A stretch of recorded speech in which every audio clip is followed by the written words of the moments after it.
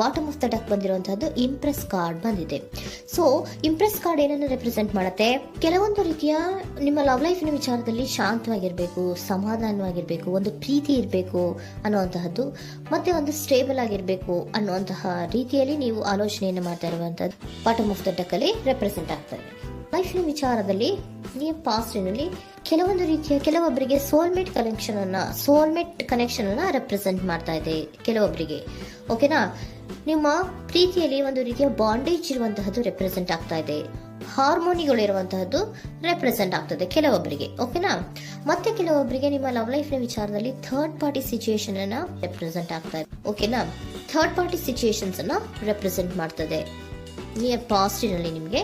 Next card ಬಂದಿರುವಂತಹದ್ದು page of swords ಬಂದಿದೆ. Third card ಬಂದಿರುವಂತಹದ್ದು ಯಾವುದು? ನಿಮಗೆ ಪೇಜ್ ಆಫ್ ಸೋರ್ಟ್ಸ್ ಬಂದಿದೆ. ಸೊ ಕ್ಯೂರಿಯಾಸಿಟಿ ಇದ್ದಂತಹ, ನಿಮ್ಮ ಲವ್ ಲೈಫಿನ ವಿಚಾರದಲ್ಲಿ ಒಂದು ಕ್ಯೂರಿಯಾಸಿಟಿ ಇದ್ದಂತಹ, ಒಂದು ರೀತಿಯ ಬಾಂಡೇಜ್ ಇದ್ದಂತಹ, ಸ್ವಲ್ಪ ನೀವು ಮಾತಾಡಿರುವಂತಹ ಸಾಧ್ಯತೆಗಳು ರೀಸೆಂಟ್ ಪಾಸ್ಟ್ ನಲ್ಲಿ ರೆಪ್ರೆಸೆಂಟ್ ಆಗ್ತಾ ಇದೆ.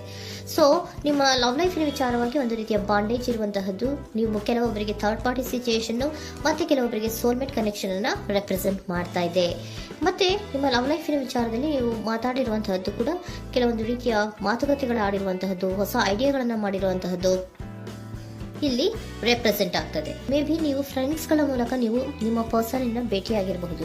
ಯಾವುದೋ ಕೆಲವೊಂದು ಫಂಕ್ಷನ್ ಗಳಲ್ಲಿ ನೀವು ನಿಮ್ಮ ಪರ್ಸನ್ ಅನ್ನ ಭೇಟಿಯಾಗಿರುವಂತಹ ಸಾಧ್ಯತೆಗಳು ಇದೆ ಅನ್ನೋದನ್ನ ನಿಮ್ಮ ಪಾಸ್ಟ್ ನಲ್ಲಿ ರೆಪ್ರೆಸೆಂಟ್ ಮಾಡ್ತಾ ಇದೆ.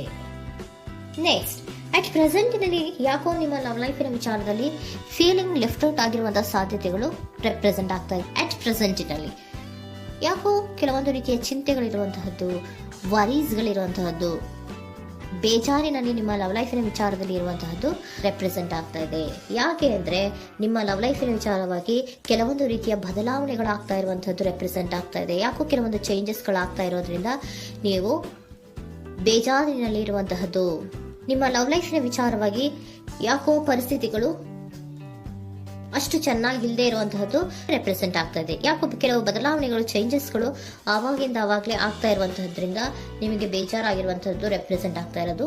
ಮತ್ತೆ ಥರ್ಡ್ ಕಾರ್ಡ್ ಬಂದಿರುವಂತಹದ್ದು ಕ್ವೀನ್ ಆಫ್ ವ್ಯಾಂಡ್ಸ್ ಬಂದಿದೆ. ಸೊ ಕ್ವೀನ್ ಆಫ್ ವ್ಯಾಂಡ್ಸ್ ಏನಕ್ಕೆ ನಿಮಗೆ ಪದೇ ಪದೇ ಚೇಂಜಸ್ಗಳಾಗ್ತಾ ಇದೆ? ಆ ಚೇಂಜಸ್ಗಳಿಂದ ಯಾಕೋ ಕೆಲವೊಂದು ರೀತಿಯ ವೇರಿಯೇಷನ್ಗಳು ಆಗ್ತಾನೆ ಇರೋದ್ರಿಂದ ನಿಮಗೆ ಬೇಜಾರಾಗ್ತಾ ಇದೆ. ಸೊ ಅದಕ್ಕೋಸ್ಕರ ನೀವೇನ್ ಮಾಡ್ತೀರಾ? ಬಹಳ ಧೈರ್ಯವಾಗಿ ಕೆಲವೊಂದು ನಿರ್ಣಯಗಳನ್ನ ಮಾಡುವಂತಹ ಸಾಧ್ಯತೆಗಳು ಅಟ್ ಪ್ರೆಸೆಂಟ್ ನಲ್ಲಿ ರೆಪ್ರೆಸೆಂಟ್ ಆಗ್ತಾ ಇದೆ. ಬಹಳಷ್ಟು ಧೈರ್ಯದಿಂದ ಇಂಡಿಪೆಂಡೆಂಟ್ ಆಗಿ ಕೆಲವೊಂದು ನಿರ್ಣಯಗಳನ್ನ ಮಾಡಬೇಕು ಅನ್ನುವಂತಹ ಆಲೋಚನೆಗಳನ್ನ ಮಾಡ್ತಾ ಇರುವಂತಹದ್ದು ರೆಪ್ರೆಸೆಂಟ್ ಆಗ್ತಾ ಇದೆ. ಯಾಕೆ ಅಂದ್ರೆ ಆವಾಗಿಂದ ಅವಾಗೆ ನಿಮ್ಮ ಲವ್ ಲೈಫಿನ ವಿಚಾರದಲ್ಲಿ ತುಂಬಾ ಏರುಪೇರುಗಳಾಗ್ತಾ ಇರೋದ್ರಿಂದ ಆ ವಿಚಾರದಲ್ಲಿ ಸ್ವಲ್ಪ ಬೇಜಾರುಗಳು ಇರುವಂತದ್ದು ರೆಪ್ರೆಸೆಂಟ್ ಆಗ್ತದೆ. ಇನ್ ಇಮಿಡಿಯೇಟ್ ಫ್ಯೂಚರಿನಲ್ಲಿ ಯಾಕೋ ನೀವು ಕೆಲವೊಂದು ವಿಚಾರಗಳಲ್ಲಿ ನೋಡಿ ಆತಂಕ ಪಡ್ತಾ ಇರುವಂತಹ, ಎಗೇನ್ ಬೇಜಾರನ್ನ ಪಡ್ತಾ ಇರುವಂತಹದ್ದು, ನಿದ್ರಾಹೀನತೆಯನ್ನ ಮಾಡ್ಕೋತಾ ಇರುವಂತಹದ್ದು, ಸ್ಟ್ರೆಸ್ ನಲ್ಲಿ ಇರುವಂತಹದ್ದು ರೆಪ್ರೆಸೆಂಟ್ ಆಗ್ತಾ ಇದೆ.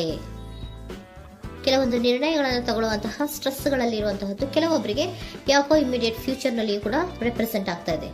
ಆದ್ರೆ ಫ್ಯೂಚರ್ ನಲ್ಲಿ ನೀವು ಏನ್ ಮಾಡ್ಬೇಕಾಗಿತ್ತು? ಸೊ ಕ್ವಿಕ್ ಥಿಂಕಿಂಗ್ ಅನ್ನ ಮಾಡ್ಬೇಕಾಗಿತ್ತು. ಕೆಲವು ವಿಚಾರಗಳ ಬಗ್ಗೆ ನೀವು ಫೋಕಸ್ ಅನ್ನ ಮಾಡ್ಬೇಕಾಗಿತ್ತು. ಏನಾಗ್ತಾ ಇದೆ ನಮ್ಮ ಲವ್ ಲೈಫಿನ ವಿಚಾರದಲ್ಲಿ ಅನ್ನೋದನ್ನ ಫೋಕಸ್ ಅನ್ನ ಮಾಡಿದ್ರೆ ನಿಮ್ಮ ಲವ್ ಲೈಫಿನ ವಿಚಾರದಲ್ಲಿ ಕೆಲವೊಂದು ರೀತಿಯ ಫುಲ್ಫಿಲ್ಮೆಂಟ್ಗಳು, ಸಮಾಧಾನಗಳು, ಖುಷಿಗಳು ಇರುತ್ತೆ. ಯಾವಾಗ ನೀವು ಫೋಕಸ್ ಅನ್ನ ಮಾಡೋದಿಲ್ವೋ ಆಗ ನಿಮ್ಗೆ ಮತ್ತಷ್ಟು ಆತಂಕಗಳು, ಬೇಜಾರುಗಳು ಆಗುವಂತ ಸಾಧ್ಯತೆಗಳು ಇದೆ. ಇದು king of swords, nine of ಸೋರ್ಸಿನ ಕ್ಲಾರಿಫಿಕೇಶನ್ ಕಾರ್ಡ್ ಅಷ್ಟೇ. ಅಂದ್ರೆ ಏನು? ನೀವು ಕೆಲವೊಂದು ವಿಚಾರಗಳಲ್ಲಿ ಫೋಕಸ್ ಅನ್ನ ಮಾಡಬೇಕು. ಲವ್ ಲೈಫಿನ ವಿಚಾರಗಳಲ್ಲಿ ಫೋಕಸ್ ಅನ್ನ ಮಾಡಿ ಕೆಲವೊಂದು ರೀತಿಯ ಆಕ್ಷನ್ಸ್ ಗಳನ್ನ ತಗೊಂಡ್ರೆ ಫುಲ್ಫಿಲ್ಮೆಂಟ್ ಗಳಾಗುವಂತಹ, ಸಮಾಧಾನಗಳಾಗುವಂತಹ, ಖುಷಿಗಳಾಗುವಂತಹ ಸಾಧ್ಯತೆಗಳು ಇದೆ. ಕರೆಕ್ಟ್ ಆಗಿ ಮಾತಾಡಬೇಕು.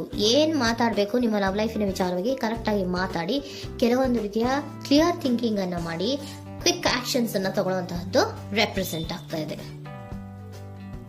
ಓಕೆನಾ? ಇದಿಷ್ಟು ನಿಮ್ಮ ಕಾರ್ಡ್ಸ್ ನ ರೀಡಿಂಗು. ನೆಕ್ಸ್ಟ್, ಏಂಜಲ್ ಗೈಡೆನ್ಸ್ ನಿಮ್ಗೆ ಏನ್ ಹೇಳ್ತಾ ಇದ್ದಾರೆ ಅನ್ನೋದನ್ನ ನೋಡೋಣ. ನಿಮ್ಮ ಲವ್ ಲೈಫಿನ ವಿಚಾರವಾಗಿ ಏಂಜಲ್ ಗೈಡೆನ್ಸ್ ಏನ್ ಕೊಡ್ತಾ ಇದ್ದಾರೆ? ವೇಟ್ ಅಂತ ಹೇಳ್ತಾ ಇದ್ದಾರೆ. ಸ್ವಲ್ಪ ತಾಳ್ಮೆಯಿಂದ ಇರೋ. ಅವಸರದಲ್ಲಿ ಯಾವ ನಿರ್ಧಾರವನ್ನ ಕೂಡ ಮಾಡಬೇಡ ಅನ್ನೋದನ್ನ ಏಂಜಲ್ ಗೈಡೆನ್ಸ್ ಕೊಡ್ತಾ ಇದ್ದಾರೆ. It's up to you. ಇದು ಎಲ್ಲ ನಿನಗೆ ಬಿಟ್ಟಿರುವಂತಹದ್ದು. ಬೇಗ ಬೇಗ ಕೆಲವೊಂದು ನಿರ್ಧಾರಗಳನ್ನ ಕ್ವಿಕ್ ಥಿಂಕಿಂಗ್ ಅನ್ನ ಮಾಡಿದ್ರು ಕರೆಕ್ಟ್ ಆಗಿ ಕ್ಲಿಯರ್ ಥಿಂಕಿಂಗ್ ಅನ್ನ ಮಾಡಬೇಕು. ಸೊ ಕ್ಲಿಯರ್ ಥಿಂಕಿಂಗ್ ಅನ್ನ ಮಾಡೋದಕ್ಕೆ ಲವ್ ಲೈಫ್ ನ ವಿಚಾರವಾಗಿ ಸ್ವಲ್ಪ ಟೈಮು ಬೇಕಾಗುತ್ತೆ. ಅದಕ್ಕೋಸ್ಕರನೇ ಏಂಜಲ್ ಗೈಡೆನ್ಸ್ ನಿಮ್ಗೆ ಏನ್ ಕೊಡ್ತಾ ಇದ್ದಾರೆ, ಸ್ವಲ್ಪ ವೇಟ್ ಮಾಡಿ. ಇಟ್ಸ್ ಅಪ್ ಟು ಯು, ಇದು ನಿಮ್ಗೆ ಬಿಟ್ಟಿರುವಂತಹದ್ದು. ಪರ್ಫೆಕ್ಟ್ ಟೈಮಿಂಗ್, ಕೆಲವೊಂದು ವಿಚಾರಗಳಿಗೆ ಪರ್ಫೆಕ್ಟ್ ಟೈಮಿಂಗ್ ಅನ್ನೋದು ಅಥವಾ ಡಿವೈನ್ ಟೈಮಿಂಗ್ ಅನ್ನೋದು ಬರಬೇಕು. ಆಗ ಕೆಲವೊಂದು ನಿರ್ಣಯಗಳನ್ನ ಮಾಡಬಹುದು. ಸ್ವಲ್ಪ ನೀವು ಈಗ ಯಾವುದೇ ರೀತಿಯ ಅವಸರದ ನಿರ್ಧಾರಗಳನ್ನು ಮಾಡೋದು ಬೇಡ ಅಂತ ಹೇಳ್ತಾ ಇದ್ದಾರೆ. ಓಕೆ, ಸರೆಂಡರ್ ಕಾರ್ಡ್ ಏನ್ ಹೇಳ್ತಾ ಇದ್ದಾರೆ ಅನ್ನೋದನ್ನ ನೋಡೋಣ. So surrender frustration doesn't open any doors. The key to resolving a dilemma, dissolving a block, is to take a breath, center yourself and regroup, so may approach the situation more calmly. Frustration, ಹತಾಶೆ ಅನ್ನೋದು ಮಾಡ್ಕೋಬೇಡಿ. ಹತಾಶೆ ಮಾಡ್ಕೊಳ್ಳೋದ್ರಿಂದ ನಿಮ್ಗೆ ಯಾವುದೇ ರೀತಿಯ ಹೊಸ ಐಡಿಯಾಗಳು ಬರಲ್ಲ, ಹೊಸ ಥಿಂಕಿಂಗ್ಗಳು ಬರಲ್ಲ, ಕ್ಲಿಯರ್ ಥಿಂಕಿಂಗ್ ಅನ್ನ ಮಾಡಕ್ಕೆ ಸಾಧ್ಯ ಆಗಲ್ಲ.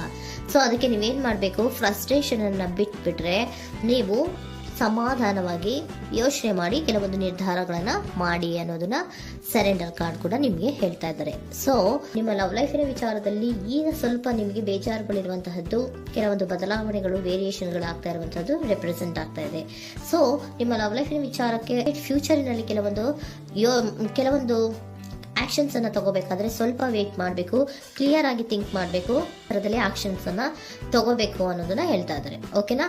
ಆಗ ಮಾತ್ರ ನಿಮ್ಗೆ ನಿಮ್ಮ ಎನರ್ಜಿಯಲ್ಲಿ ಏನ್ ಶಾಂತತೆ ಬರಬೇಕು ಅಂತ ಹೇಳ್ತೀರಲ್ಲ, ಆ ಶಾಂತತೆ ಏನ್ ಬರಬೇಕು, ಲವ್ ಲೈಫಿನ ವಿಚಾರವಾಗಿ ಶಾಂತತೆ ಯಾವಾಗ ಬರುತ್ತೆ ಅಂದ್ರೆ ನೀವು ಕ್ಲಿಯರ್ ಥಿಂಕಿಂಗ್ ಅನ್ನ ಮಾಡಿದಾಗ ಮಾತ್ರ ಬರುವಂತಹದ್ದು ಅನ್ನೋದು ಕಾರ್ಡ್ಸ್ ಗಳಲ್ಲಿ ರೆಪ್ರೆಸೆಂಟ್ ಆಗ್ತದೆ.